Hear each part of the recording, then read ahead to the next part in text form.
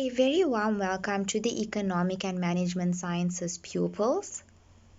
In this lesson, we will be discussing the topic Factors of Production continued. We will be specifically discussing the labor factor. In our previous lesson, we discussed the capital factor. Labor is the second factor of production. Let's go into our table of contents to discover what our lesson entails.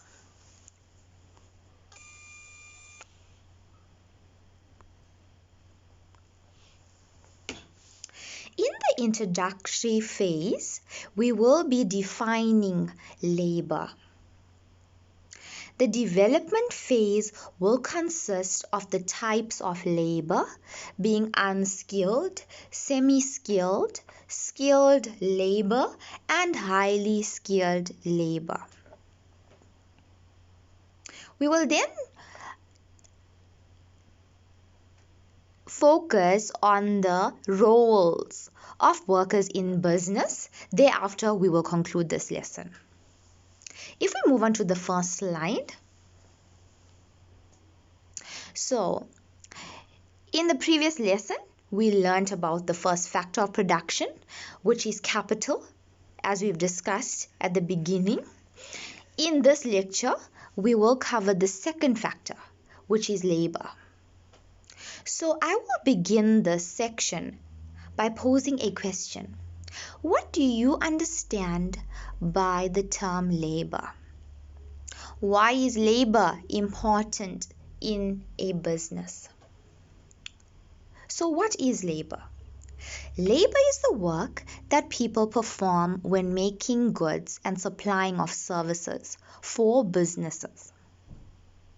The availability of labor depends on the size of the population of the country, the level of training and education of the country, and the retirement age of people.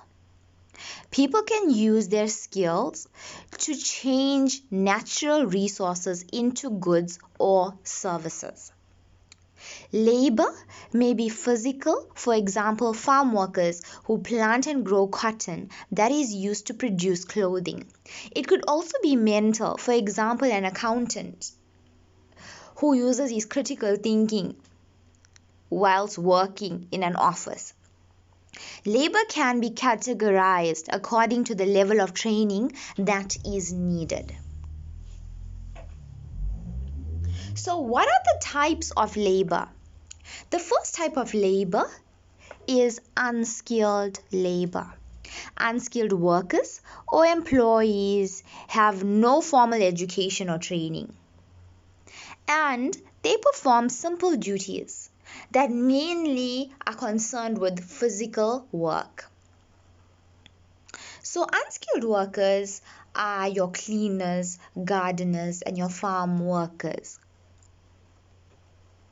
A picture is used as an example. It shows you construction workers or builders. So this is another example of unskilled labor.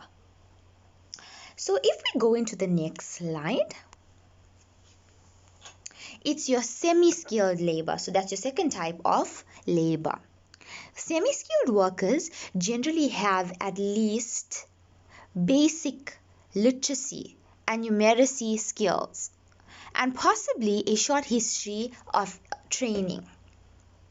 They do routine work and they do not have to make major decisions. The picture illustrates an example of semi-skilled labor, which is a cook or chef. The picture states that semi-skilled labor refers to any job that requires a minimum of specialized skills or training.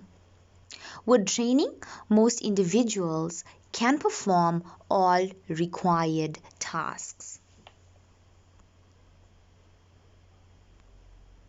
The next type of labor that we get is skilled labor. Skilled workers have at least a grade 9 or higher schooling qualification and may have completed some additional tertiary education such as a diploma or a certificate course in a specific trade. Examples include hairdressers, plumbers, electricians, secretaries, or sales assistants. These workers are required to make decisions and must carry out their duties responsibly. These people work as artisans or technicians. If we go on to the next slide, we go to the last type of labor, which is called highly skilled or professional labor. Highly skilled workers have several years of training with formal qualifications, such as a degree or postgraduate degree. They normally supervise the skilled workers. Highly skilled employees usually work as professionals and managers. Examples of highly skilled labor are lawyers, doctors, accountants, engineers, and teachers. So highly skilled workers, they are your accountants, for example, and they are over or they manage your skilled labor. Your skilled labor are your clerks. So the activity that I have planned states that you need to study the picture below on the different types of workers and labor, each as unskilled, semi-skilled, highly skilled, or semi-skilled, skilled, or highly skilled. When learners have completed this activity, we will discuss the answers as a class and I will correct learners that have misconceptions. So let's go to the next slide and look at the activity. Okay, so this illustration has many workers in it. We need to label each one as either unskilled, semi-skilled, skilled, or highly skilled.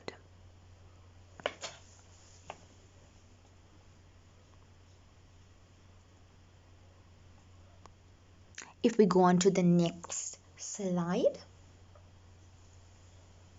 it depicts the role of workers in the business.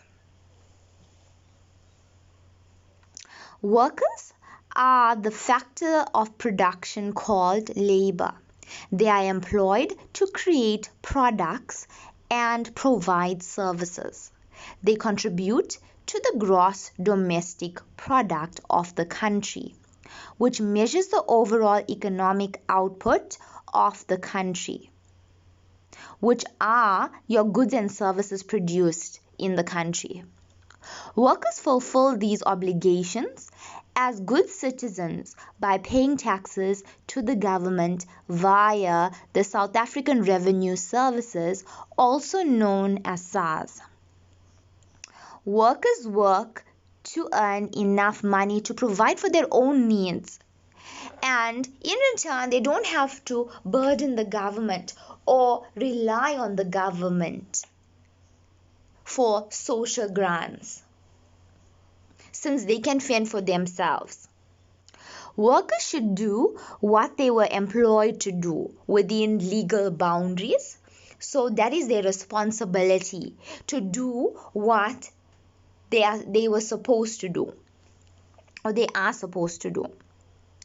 They should avoid being absent without a reason. They should be punctual, not leave the workplace without permission, not be drunk or sleep on duty, not participate in illegal strikes, and not cause harm or damage to other workers or property at the workplace.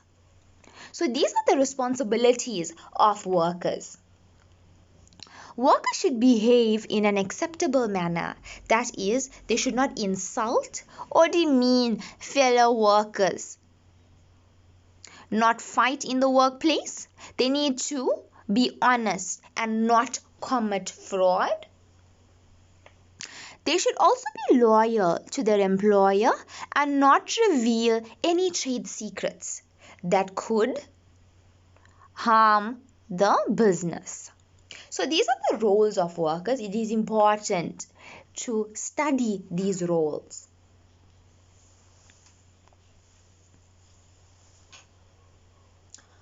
Before we go to the consolidation, I have prepared an activity. After the discussion of the roles of workers, as I've said, it is very important and imperative that we know our roles as workers. So, you need to do a role play using the roles of employees. You could use what roles they should do or what they shouldn't do and illustrate that in a role play. This activity will stimulate learner engagement. It should be about 5 minutes in length. It's an informal assessment, so it will not be graded. So, our consolidation or conclusion. In conclusion, I would like you to reflect on what you have learned from this lesson. I would suggest that you have 2 columns.